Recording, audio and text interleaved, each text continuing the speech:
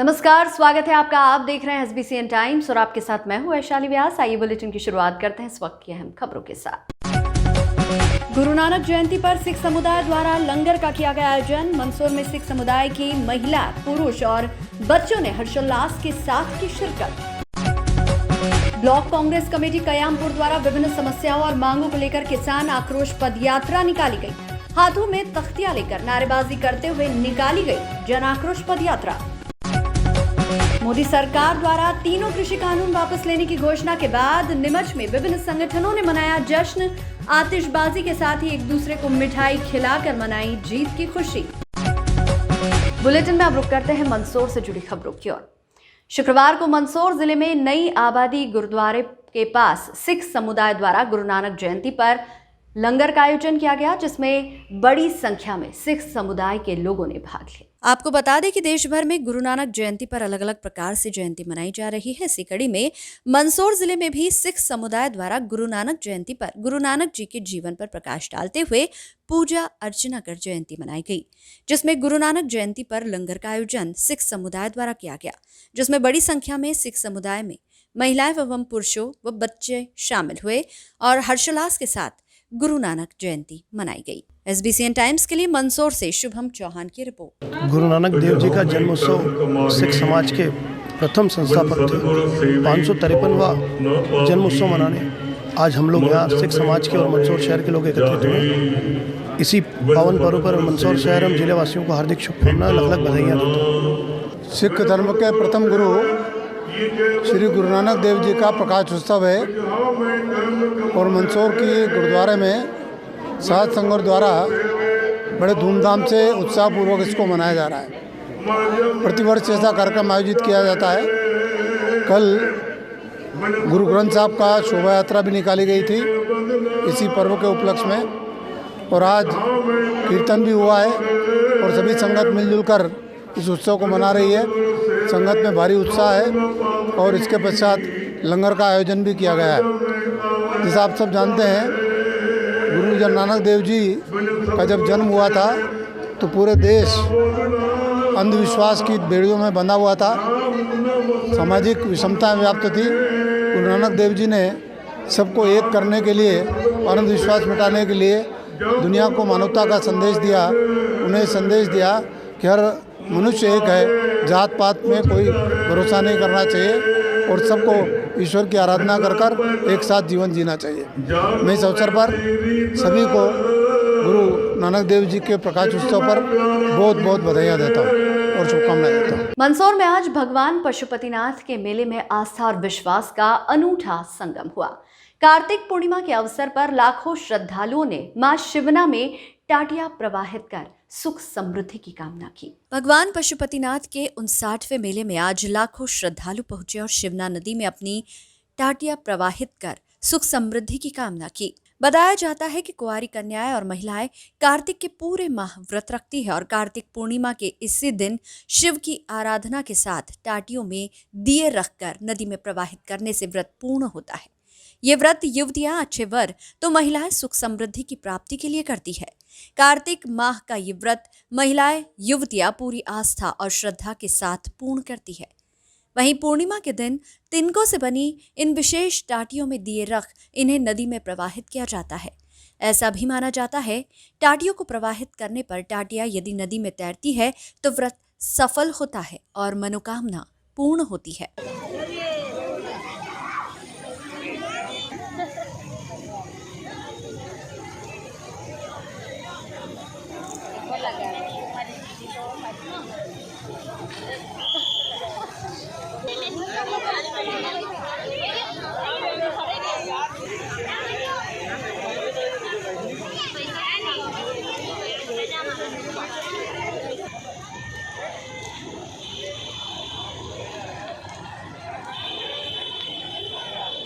आस्था के इस अनूठे संगम में लाखों श्रद्धालुओं ने विश्वास की टाटियां प्रवाहित की। साथ ही साथ हर वर्ष भगवान पशुपतिनाथ के प्रांगण में लगने वाले मेले का लुत्फ भी खूब उठाया। मेले में झूले, चक्रियों सहित 400 दुकानें सजी है। 15 दिनों तक लगने वाले इस मेले में लोगों का उत्साह आज चरम पर रहा। वहीं प्रशासन ने भीड़ को देखते हुए सुरक्षा के पुख्ता इंतजाम किए। मेला ग्राउंड में ही पुलिस चौकी बनाई गई है। वहीं सीसीटीवी कैमरों से पूरे मेले पर नजर रखी जा रही है। हमारे सनातन धर्म में कार्तिक महीने का विशेष महत्व होता है। आज कार्तिक मास का अंतिम दिन कार्तिक मास की पूर्णिमा है, जो कि 4 मास चतुर्मास में सारे षष्ठी का भार भगवान शिव के पास आता है। और आज ही के दिन पुनः भगवान शिव नारायण के हाथों में पूरा षष्ठी का भार देते हैं। आज कार्तिक मास की पूर्णिमा पे दीपदान का भी विशेष महत्व होता है। देवालय, नदी तट पर और शिवालयों में दीपदान विशेष किया जाता है। जो कुंवारी कन्या अपने मनोवांछित पति के प्राप्त करने के लिए, स्त्रियां अपने घर की सुख शांति के लिए महीने भर तक कार्तिक मास का व्रत रखती है, ब्रह्म मुहूर्त, स्नान, पूजन, तप, पाठ करती है, वो आज के दिन नदी में दीपदान कर अपने कार्तिक मास की पूर्णाहुति करती है। भगवान पशुपतिनाथ महादेव का मंदिर जो है, भगवान पशुपतिनाथ की प्रतिमा का पाटोत्सव भी कार्तिक मास से प्रारंभ हो जाता है और पाटोत्सव के रूप में यहाँ पर एक विशाल मेला भी लगाया जाता है। चूँकि पशुपतिनाथ महादेव में श्रद्धा रखने वाले दर्शनार्थी काफ़ी दूर दूर तक फैले हैं, तो यहाँ पर पूर्णिमा के दिन विशेष कर यहाँ पर पधारते हैं। सुबह से भगवान की पूजन आराधना करते हैं, नदी में दीपदान करते हैं, मंदिरों में दीपदान कर मेले का आनंद लेते हैं और भगवान के दर्शन करते हैं। 2 साल से हमारे देश में कोरोना की जो लहर चली थी, उसमें लोगों को बहुत ज़्यादा त्रस्त किया। और 2 साल के बाद जब मंदसौर ज़िले में मेले का आयोजन रखा गया, तो पूरा जनमानस बहुत प्रसन्न है, खुश है। सुबह से यहाँ महिलाएं, बालिकाएं जो कार्तिक मास में पूरे कार्तिक का व्रत रखती हैं, भगवान को यहाँ पर आकर के माँ शिवना के चरणों में दीपदान करती हैं, टाटियाँ वगैरह यहाँ पर आकर के वो तैराती हैं और अपने व्रत को पूर्ण करती हैं। और इसी संदर्भ में यहाँ पर आयोजन है मेले का भी। पूरा मंदिर आप देखेंगे कि पूरा मंदिर यहाँ पर सजाया गया है। उसी को ध्यान में रखते हुए हमने भी शयनकालीन युवा आरती मंडल के तत्वावधान में दीपदान का ये महाकार्यक्रम यहाँ पे हमने रखा है। शाम को यहाँ पर दीपों से आरती भी रखी है। इसके अलावा 5100 दियों से हम पूरे मंदिर को रोशन किया है हमने। तो ये कार्यक्रम है। कार्तिक मास बहुत ही शुभ होता है और हमारे हिंदू धर्म में इसकी बहुत मान्यता है। जो बचपन से था यहाँ आने का, बाकी मैं अब आ पाई हूँ कार्तिक में। जब छोटी सी तब मेरे पापा ने दिखाई थी कि तस्वीर, तब मन था कि आने का, तब से अब आ पाई हूँ। 5 साल के बाद अब 50 की हो गई, तब आई। बहुत मन था और बहुत अच्छा लगा है मुझे आके। अब यहाँ पे किस तरीके से यहाँ अच्छा लग रहा है? अच्छा लगा ना, मैं दर्शन करने की बोल तो नहीं, बचपन से मन था, आई हो तो काफ़ी अच्छा लगा, बहुत शांति मिली है ना मन। तो आप विशेष तौर पर यहाँ दर्शन करने के लिए, हाँ जी, दर्शन का लाभ लेने के लिए? हाँ जी, हाँ जी। कहाँ के रहने वाले हैं? इंदौर के, इंदौर कौशल्यापुरी। मंदसौर में पुलिस ने अवैध गोवंश परिवहन पर बड़ी कार्रवाई की है। यहां सुवासरा पुलिस द्वारा अवैध रूप से वध के लिए ले जाए जा रहे 57 गोवंशों को मुक्त कराया गया। साथ ही 3 आरोपियों को गिरफ्तार किया है। बताया जा रहा है कि राजस्थान पासिंग ट्रक में पार्टीशन बनाकर क्रूरतापूर्वक गोवंशों को भरा गया था। पकड़ाए गए आरोपियों के मुताबिक वे इन्हें भीलवाड़ा से महाराष्ट्र वध के लिए ले जा रहे थे। पकड़ाए गए ट्रक से पुलिस ने मंदसौर जिले के ही 3 आरोपियों को भी गिरफ्तार किया है, जिनसे पुलिस ने 70 लीटर कच्ची शराब भी जब्त की है।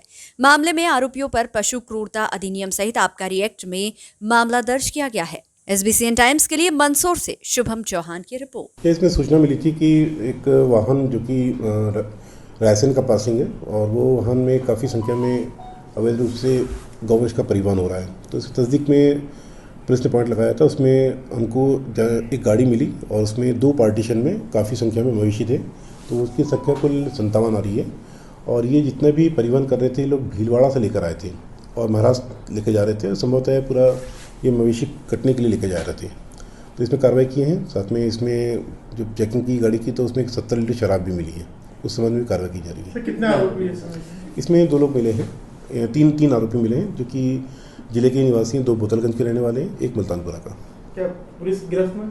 हाँ, गिरफ्त में है पुलिस। प्रदेश कांग्रेस कमेटी के निर्देश पर जिला कांग्रेस कमेटी मंदसौर के मार्गदर्शन में ब्लॉक कांग्रेस कयामपुर अध्यक्ष जगदीश धनगर के नेतृत्व में ब्लॉक कांग्रेस कमेटी कयामपुर द्वारा विभिन्न समस्याओं एवं मांगों को लेकर किसान आक्रोश पदयात्रा निकाली गई। ब्लॉक कांग्रेस कयामपुर के कचनारा से किसान आक्रोश पदयात्रा का शुभारंभ हुआ, जब ब्लॉक कयामपुर के कई गांव में होकर नाटाराम में समाप्त हुई। इस पदयात्रा में कांग्रेस द्वारा महंगाई, भ्रष्टाचार, खाद, पीला मोजेक से खराब हुई फसलों का मुआवजा, बेरोजगारी आदि कई मांगों को लेकर हाथ में तख्ती लेकर पदयात्रा में नारेबाजी कर किसान आक्रोश पदयात्रा निकाली गई। जन आक्रोश पदयात्रा में कांग्रेस नेता राकेश पाटीदार, ब्लॉक अध्यक्ष जगदीश धनगर, सुनील माली आदि कांग्रेस नेता मौजूद थे। SBCN टाइम्स के लिए मंदसौर से ललित शंकर धाकड़ की रिपोर्ट।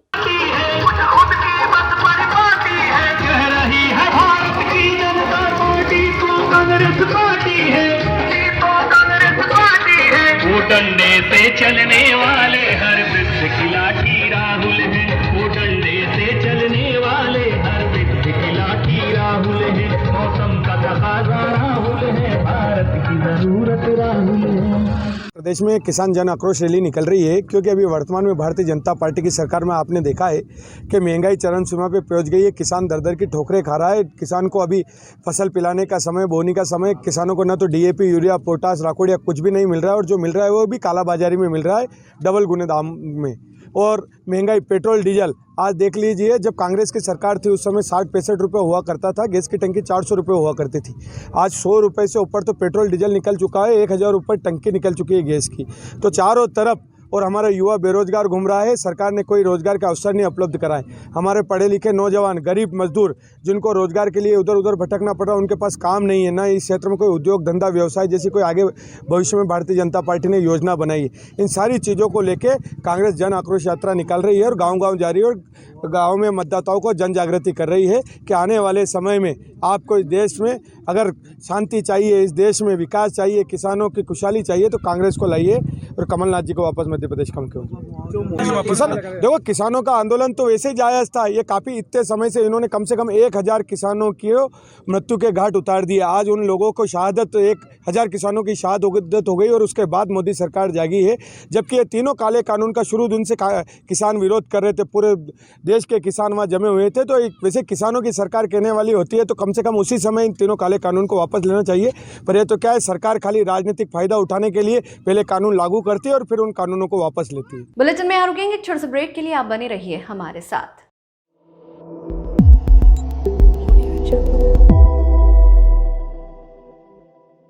बुलेटिन में अब रुक करते हैं नीमच से जुड़ी खबरों की ओर।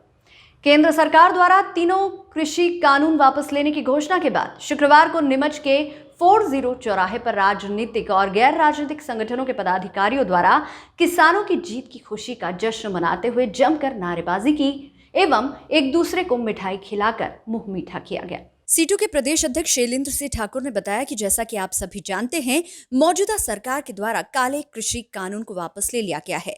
ये संविधान की जीत है, लोकतंत्र की जीत है और इसी जीत का जश्न मनाने के लिए सभी राजनीतिक और गैर राजनीतिक संगठन आज यहाँ एकत्रित हुए हैं। आज पूंजीवादी नीतियों की हार हुई है और किसान, मजदूर, आम गरीब जनता की जीत हुई है। आज इस देश की मेहनतकश तबके के लिए बहुत ही खुशी का दिन है।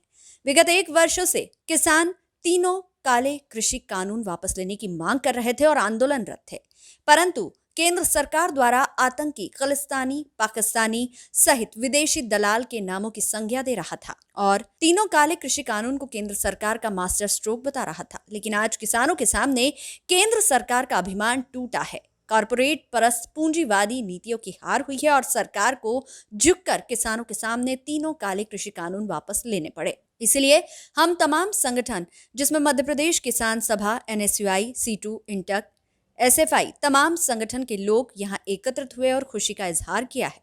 साथ ही मिठाई बांटकर एक दूसरे को बधाई भी दी है और सरकार को ये बताना चाहते हैं कि पूंजी परस्त कॉरपोरेट नीतियों को खत्म करो, देश के मजदूर, किसान और छात्रों को नौकरी दो और गरीबों के लिए नीतियां बनाओ, अन्यथा हर बार इसी तरीके से आंदोलन करने को मजबूर होना पड़ेगा। देखिए, आज जो है इस देश के मेहनतकश तबके के लिए बहुत ही खुशी का दिन है। 1 साल से किसान 3 काले कृषि कानून, बिजली कानून को वापस लेने के लिए मांग कर रहे थे और आंदोलनरत थे। पूरे साल भर केंद्र सरकार और उनका गोदी परस्त मीडिया किसानों को आतंकी, खालिस्तानी, पाकिस्तानी और न जाने क्या क्या विदेशी दलाल के नाम से संज्ञा दे रहा था और इन तीनों काले कृषि कानून को केंद्र सरकार का मास्टर स्ट्रोक बता रहा था। लेकिन आज किसानों के सामने केंद्र सरकार का अभिमान टूटा है। कारपोरेट परस्त पूंजीवादी नीतियों की हार हुई है और सरकार को झुककर किसानों के सामने तीनों काले कानून वापस लेना पड़े।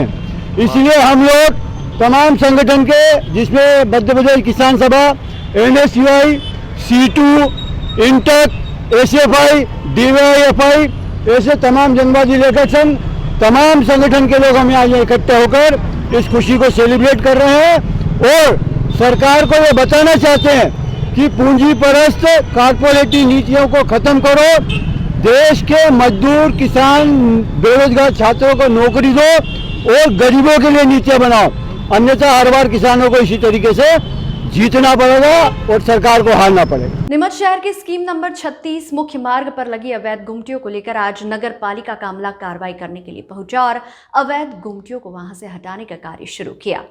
नगर पालिका स्वास्थ्य अधिकारी विश्वास शर्मा से मिली जानकारी के अनुसार CM हेल्पलाइन पर हुई शिकायतों के निराकरण के लिए ग्रीन बेल्ट पर रखे हुए अवैध गुमटियों को हटाने का कार्य शुरू किया गया है। 4 अवैध गुमटियों को नगर पालिका के वाहन की सहायता से हटाकर नगर पालिका कार्यालय ले जाया गया। वहीं पिछले कई समय से ग्रीन बेल्ट की जमीन पर रखी हुई अवैध गुमटियों को लेकर नगर पालिका कार्यालय की तरफ से नोटिस भी जारी किए गए थे, लेकिन नहीं हटाने के बाद आज नगर पालिका के अमले ने कार्रवाई करते हुए अवैध गुमटियों को हटाने का कार्य शुरू किया।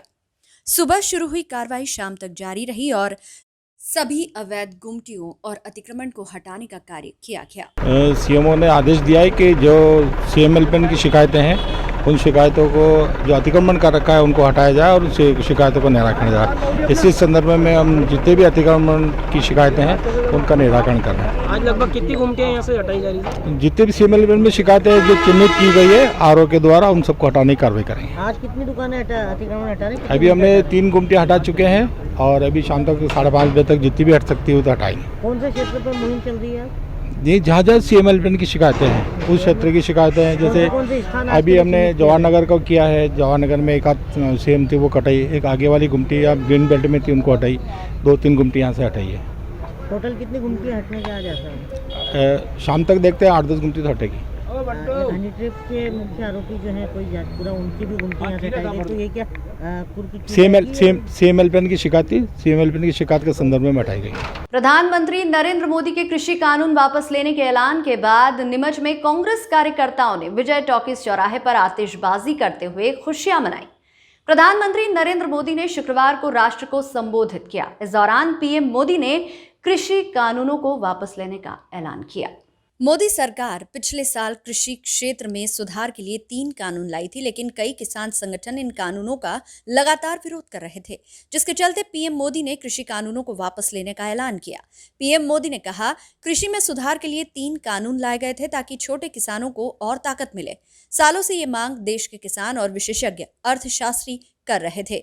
जब ये कानून लाया गया तो संसद में चर्चा हुई। देश के किसानों संगठनों ने इसका स्वागत किया, समर्थन किया। मैं सभी का बहुत बहुत आभारी हूं। PM मोदी ने कहा, साथियों, हमारी सरकार किसानों के कल्याण के लिए देश के कृषि जगत के हित में, गांव गरीब के हित में पूर्ण समर्थन भाव से, नेक नियत से ये कानून लेकर आई थी। लेकिन इतनी पवित्र बात, पूर्ण रूप से किसानों के हित की बात, हम कुछ किसानों को समझा नहीं पाए। शायद हमारी तपस्या में कमी रही। भले ही किसानों का एक वर्ग इसका विरोध कर रहा था, हमने बातचीत का प्रयास किया, लेकिन यह मामला सुप्रीम कोर्ट में भी गया। PM मोदी ने कहा, हमने कृषि कानूनों को वापस लेने का फैसला किया। PM मोदी ने कहा, हमने तीनों कृषि कानूनों को वापस लेने का निर्णय लिया है। इस महीने के अंत में शुरू होने जा रहे संसद सत्र में हम इन तीनों कृषि कानूनों को वापस करने की संवैधानिक प्रक्रिया को पूरा कर देंगे। PM मोदी ने आंदोलन कर रहे किसानों से अपील की है कि वे अपने अपने घर लौट जाएं। मोदी के कृषि कानून वापस लेने के ऐलान के बाद नीमच के विजय टॉकीज चौराहे पर कांग्रेस पदाधिकारियों ने आतिशबाजी कर खुशियां मनाई। इस दौरान ब्लॉक कांग्रेस अध्यक्ष ब्रजेश सक्सेना, आशा सांभर, तरुण बाहेती, बबली तंवर, नाथू सिंह सहित कई कांग्रेसी कार्यकर्ता मौजूद थे। देखिए, आज बड़ा सौभाग्य का दिन है। आज हमारे देश की पूर्व प्रधानमंत्री आयरन लेडी इंदिरा जी का जन्मदिन है। इंदिरा जी हरित क्रांति की जनक थी। उन्होंने किसानों के हित के लिए बहुत काम किए। किसानों को आगे बढ़ाने के लिए उन्हें स्वामीनाथन आयोग बनाया और किसानों की लड़ाई लड़ी। उसके बाद अभी हम देख रहे हैं, साल भर से देश के हजारों किसान यूपी बॉर्डर पर बैठे रहे, दिल्ली के बॉर्डर पर बैठे रहे और जो बीजेपी की सरकार ने 3 किसान विरोधी कानून, काले कानून बनाए थे, उसके लिए आंदोलनरत रहे। उन आंदोलनरत किसानों में से लगभग 1000 किसान ऐसी ठंड, गर्मी, बरसात के कारण शहीद हो गए। उसके बाद भी किसान टस से मस नहीं हुए और कांग्रेस ने सारे किसानों का समर्थन दिया। जब से किसान आंदोलन शुरू हुआ तब से राहुल गांधी जी ने और सारे कांग्रेस जनों ने उनका समर्थन किया। नीमच में ही हम लोगों ने एक बहुत बड़ी ट्रैक्टर रैली निकाली थी, विशाल ट्रैक्टर रैली, अभी तक की सबसे बड़ी रैली कांग्रेस जनों ने निकाली थी किसानों के समर्थन में। तो आज हमने देखा कि साल भर से जो केंद्र की तानाशाही सरकार नहीं सुन रही थी, परंतु अंततोगत्वा उनको किसानों के समर्थन में झुकना पड़ा। किसानों को, क्योंकि आने वाले चुनाव हैं उत्तर प्रदेश के और पंजाब के, उन्होंने देखा कि अभी जनता उनके नेताओं को गांव में भी घुसने नहीं दे रही थी।